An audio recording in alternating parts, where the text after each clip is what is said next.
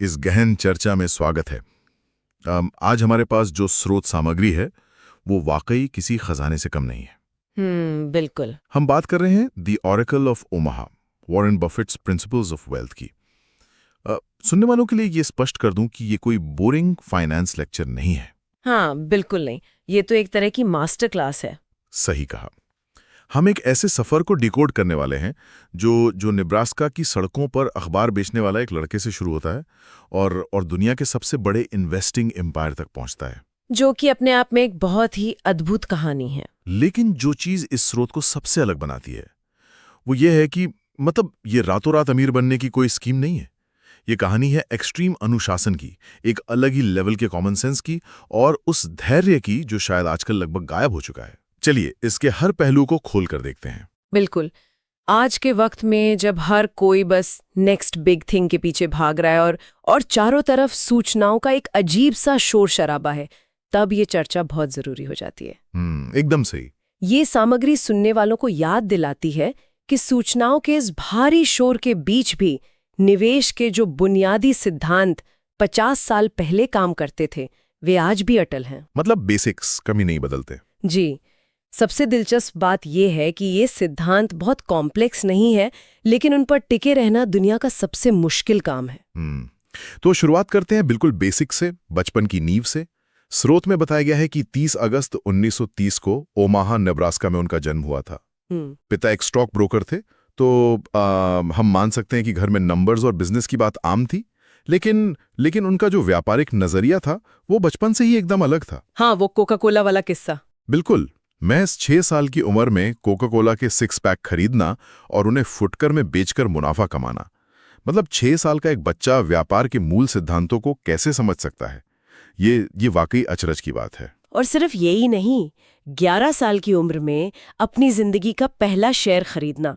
जब दूसरे बच्चे खेलकूद में लगे होते हैं, तब ये बच्चा बाजार को समझने की कोशिश कर रहा था। हाँ, वो 11 साल की उम्र वाला किस्सा बहुत अहम है। यहाँ जो बात सबसे अधिक आकर्षित करती है वो है उनका नजरिया।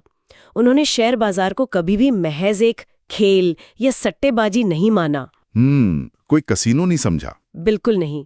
शुरुआत से ही उन्होंने इसे एक विज्ञान की तरह समझा। जब उन्होंने अपना पहला शेयर खरीदा तो उसकी कीमत गिर गई। हाँ। उन्होंने धैर्य रखा और जैसे ही वो थोड़ा ऊपर आया उसे बेच दिया। लेकिन उनके बेचने के तुरंत बाद वो शेयर कई गुना ऊपर चला गया। अरे बाप रे, ये तो बहुत बड़ा सबक रहा होगा। बहुत बड़ा।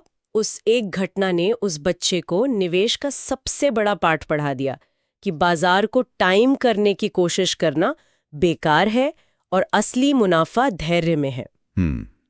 इसी विज्ञान को और गहराई से समझने के लिए वे कोलंबिया यूनिवर्सिटी गए और यहीं से इस स्रोत सामग्री का सबसे अहम हिस्सा शुरू होता है, बेंजामिन ग्राहम और वैल्यू इन्वेस्टिंग का जन्म। जी, ग्राहम को वैल्यू इन्वेस्टिंग का पितामह माना जाता है। हाँ, अब जो लोग थोड़ा भी पढ़ते हैं वो जानते हैं कि वैल्यू इन्वेस्टिंग का सीधा सा मतलब है कि कीमत और वैल्यू के बीच का फर्क समझना। लेकिन ग्राहम का सिद्धांत असल में क्या था? ग्राहम ने एक बहुत ही बुनियादी बात सिखाई। उन्होंने बताया कि कैसे ऐसी कंपनियों की तलाश की जाती है जिन्हें शेयर बाजार ने कम करके आका हो, यानी अंडरवैल्यूड कंपनियां। इसको अगर हम रोजमर्रा के उदाहरण से समझें, जैसे हम किसी सेल में जाते हैं और वहां बहुत अच्छी क्वालिटी का सामान भारी छूट पर मिल जाता है। सामान की वैल्यू बहुत ज्यादा है, लेकिन उस वक्त उसकी कीमत कम है। बिल्कुल सटीक उदाहरण है। ग्राहम का सिद्धांत भी यही है। ये इसलिए काम करता है क्योंकि बाजार हमेशा एक पेंडुलम की तरह बर्ताव करता है, कभी अत्यधिक डर और कभी अत्यधिक लालच के बीच। भावनाओं का खेल है पूरा। एकदम। और ये सिद्धांत निवेशकों को बाजार के इसी भटकाव से बचाता है। जब बाजार किसी अच्छी कंपनी को डर के वजह से सस्ते में बेच रहा हो, तब उसे खरीद लेना चाहिए। लेकिन स्रोत सामग्री ये भी बताती है कि महज सस्ती कंपनियां ढूंढना ही काफी नहीं था। इसके साथ एक और बड़ा मंत्र जुड़ा हुआ था, धैर्य का मंत्र, जिसे वो कहते हैं होल्ड फॉर एवर। हाँ, होल्ड फॉर एवर। उनका सबसे बड़ा गुण यही धैर्य है। उनका एक बहुत ही प्रसिद्ध नियम है कि अगर किसी शेयर को 10 साल तक रखने की हिम्मत नहीं है तो उसे 10 मिनट के लिए भी ना खरीदें।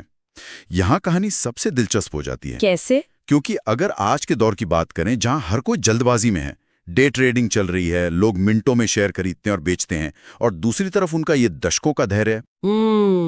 ये कॉन्ट्रास्ट बहुत बड़ा है। हाँ, कोका कोला, अमेरिकन एक्सप्रेस और जिलेट जैसी कंपनियों में निवेश इसका सबूत है। यह निवेश तब किया गया जब कोई उन पर भरोसा नहीं कर रहा था, और फिर दशकों तक उन्हें अपने पास रखा। और दशकों तक रखने का फायदा ये होता है कि आप रोजमर्रा के उतार चढ़ाव से बाहर निकल जाते हैं। आप एक व्यवसाय के हिस्सेदार बन जाते हैं, ना कि सिर्फ एक स्क्रीन पर चमकते हुए नंबर के। बिल्कुल। और इसी धैर्य का सबसे बड़ा उदाहरण हमें बर्कशायर हैथवे के रूप में देखने को मिलता है। 1965 में बर्कशायर हैथवे महज एक घाटे में चल रही कपड़ा मिल थी। जी, एक डूबती हुई टेक्सटाइल मिल। मतलब कोई सोच भी कैसे सकता है कि एक डूबती हुई मिल को अगर हम इसे व्यापक परिप्रेक्ष्य से जोड़कर देखें तो ये समझ आता है कि कैसे एक खराब स्थिति को सही विजन से एक मौके में बदला जा सकता है। हाँ, कैसे बदला उन्होंने इसे? उन्होंने देखा कि कपड़े का व्यापार तो खत्म हो रहा है, लेकिन उन्होंने उस मिल के बचे हुए संसाधनों का इस्तेमाल एक निवेश इंजन बनाने के लिए किया। मतलब मिल के पैसे से दूसरी कंपनियां खरीदी। हाँ, उन्होंने उस कंपनी को एक विशाल होल्डिंग कंपनी में बदल दिया, बीमा कंपनियों में पैसा लगाया, जहां से उन्हें लगातार कैश मिलना लगा। अरे वाह। और आज ये कंपनी बीमा, रेलवे, ऊर्जा और एप्पल जैसी दिग्गज कंपनियों में निवेश करती है। एक घाटे वाली मिल आज दुनिया की सबसे ताकतवर कंपनियों में से एक है। ये वाकई एक बहुत बड़ा ट्रांसफॉर्मेशन है, और ये सब मुमकिन हुआ उनके एक बहुत ही मशहूर विपरीत सोच वाले सिद्धांत से, डर और लालच का मनोविज्ञान। जब सब डरे हुए हों तब लालची बनो, और जब सब लालची हों तब डरो। जी बिल्कुल यही। ऐतिहासिक उदाहरण के तौर पर स्रोत में 2008 के आर्थिक संकट का जिक्र है, जब पूरी दुनिया खौफ में थी। मतलब जब बड़े बड़े बैंक डूब रहे थे, लेमन ब्रदर्स का डूबना। हाँ। और वो पूरा सिस्टमैटिक क्रैश। हाँ, तब उन्होंने बैंकों में निवेश किया और बाद में अरबों का मुनाफा कमाया। मैं सोचता हूँ कि ऐसा कदम उठाने में कितना बड़ा जोखिम है। जब आपका अपना पैसा डूब रहा हो तब और पैसा बाजार में डालना, ये तो बहुत मुश्किल है। बाहर से देखने पर ये मुश्किल और जोखिम भरा लगता है, लेकिन इसके लिए एक गजब का मानसिक अनुशासन चाहिए होता है। भीड़ से अलग चलने के लिए, यानी कॉन्ट्रेरियन थिंकिंग के लिए सिर्फ हिम्मत नहीं बल्कि गहरी समझ की जरूरत होती है। उन्हें पता था कि बाजार का डर इर्रेशनल है, तर्कहीन है। और उनके पास वो लिक्विडिटी थी, वो कैश था। बिल्कुल, और यही अनुशासन उनके निजी जीवन में भी झलकता है। सादा जीवन, उच्च विचार और परोपकार। हाँ, ये हिस्सा मुझे बहुत पसंद आया। दुनिया के सबसे अमीर इंसानों में से एक होने के बावजूद सादगी का उदाहरण देखिए। वो 1958 में खरीदे गए उसी पुराने घर में आज भी रहते हैं। ये कोई दिखावा नहीं है, ये उनका स्वभाव है। और इसी स्वभाव से जुड़ी है उनकी प्रतिष्ठा। स्रोत में उनका विचार है, प्रतिष्ठा बनाने में 20 साल लगते हैं और उसे बर्बाद करने में सिर्फ 5 मिनट। बहुत गहरी बात है। ईमानदारी ही सबसे बड़ा व्यापार है, और इसी ईमानदारी और समाज के प्रति जिम्मेदारी के तहत उन्होंने बिल गेट्स के साथ मिलकर द गिविंग प्लेज की शुरुआत की, अपनी संपत्ति का 99% हिस्सा दान करने का संकल्प। तो इन सब का असल मतलब क्या है? मतलब पूरी जिंदगी पाई पाई जोड़ना, इतना बड़ा साम्राज्य बनाना और फिर सब दान कर देना। इसका सीधा सा मतलब ये है कि पैसा उनके लिए सिर्फ एक स्कोरबोर्ड था, अंतिम लक्ष्य नहीं। उनके लिए असली मजा बाजार की पहेली को सुलझाने में था। क्या बात है। और सबसे बड़ी बात, जीवन भर सीखना और कंपाउंडिंग की ताकत पर भरोसा करना।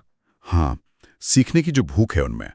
स्रोत के मुताबिक आज भी हर रोज वो घंटों किताबें और रिपोर्ट्स पढ़ते हैं, सीखना कभी बंद नहीं किया। और सिर्फ वही सीखते हैं, उसी बिजनेस में पैसा लगाते हैं जिसकी उन्हें समझ हो। जी, जिसे वो अपना सर्कल ऑफ कॉम्पिटेंस कहते हैं। बिल्कुल। और इसी समझ के साथ जब कंपाउंडिंग काम करती है तो दौलत जल्दबाजी में नहीं बल्कि धीरे धीरे बनती है, कंपाउंडिंग की शक्ति से। ये सब बातें किसी भी इंसान के रोजमर्रा के जीवन और आर्थिक फैसलों में आसानी से लागू की जा सकती हैं। जरूरी नहीं कि आप अरबपति हों तभी इन नियमों का पालन करें। सही कहा, कोई भी आम इंसान इन सिद्धांतों को अपना सकता है। तो अगर हम आज की इस गहन चर्चा का एक संक्षिप्त रिकैप दें, तो हमने देखा कि ये सफलता धैर्य, समझ में आने वाले व्यापार में निवेश करने, वैल्यू को पहचानने और सबसे बढ़कर ईमानदारी का नतीजा है। बिल्कुल। बेंजामिन ग्राहम से सीखा हुआ वैल्यू इन्वेस्टिंग का सिद्धांत हो, या फिर 2008 के संकट में विपरीत दिशा में सोचने की हिम्मत, या फिर 1958 के पुराने घर में रहने की सादगी, ये सब एक ही फिलॉसफी के हिस्से हैं। हाँ, अब इस चर्चा को खत्म करने से पहले स्रोत सामग्री के इन्हीं सिद्धांतों पर आधारित एक विचार मेरे दिमाग में आ रहा है। मैं चाहूंगा कि हम उस पर थोड़ी रोशनी डालें। मैं एक सवाल छोड़ना चाहूंगी सुनने वालों के लिए, जी बताइए। है कि शेयर को 10 साल तक रखने का धैर्य होना चाहिए और दौलत कंपाउंडिंग से धीरे धीरे बनती है। अगर हम इस वैल्यू इन्वेस्टिंग और 10 साल के नियम को पैसों से हटाकर इंसानी जीवन के कौशल या रिश्तों पर लागू करें, बहुत दिलचस्प। तो हमारे जीवन की कौन सी ऐसी अंडर वैल्यूड आदतें या कौशल हैं जिन्हें अगर 10 साल तक होल्ड किया जाए तो वे भविष्य में सबसे बड़ा मुनाफा दे सकती हैं? ये वाकई सोचने वाली बात है। पैसों का निवेश तो हम सब करना चाहते हैं, लेकिन अपनी आदतों और रिश्तों में उस 10 साल के धैर्य को बनाए रखना, ये एक बहुत बड़ा सवाल है। बिल्कुल। इसी विचारोत्तेजक सवाल के साथ हम आज की इस गहन चर्चा को यहीं समाप्त करते हैं। हमेशा की तरह उत्सुक बने रहें और नई चीजें सीखते रहें। इस चर्चा में हमारे साथ जुड़ने के लिए बहुत बहुत धन्यवाद। धन्यवाद।